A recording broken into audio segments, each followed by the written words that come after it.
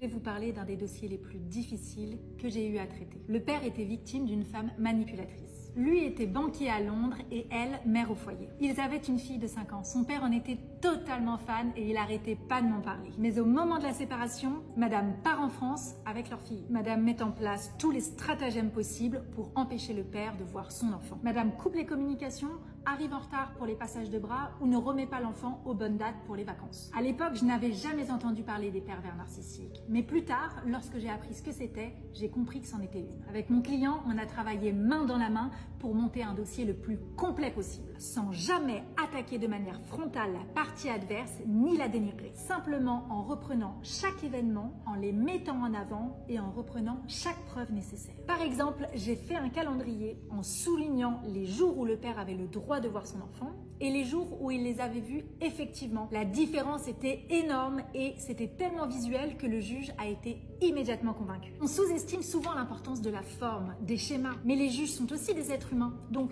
plus on leur facilite le travail, plus on a de chances de les convaincre. On a travaillé ce dossier pendant plus de 6 mois. Et lors du jugement, mon client me saute dans les bras. On a tout gagné. Lui qui ne pouvait plus voir sa fille, il pouvait enfin la voir. Et en raison de la distance, il a obtenu la totalité des petites vacances scolaires, la moitié des grandes vacances scolaires et quelques week-ends par an. Donc si votre souhait c'est de voir votre enfant, battez-vous, récoltez des preuves avec votre avocat et travaillez avec lui main dans la main. Et si cette anecdote t'a plu, abonne-toi parce qu'il y en a plein d'autres qui arrivent.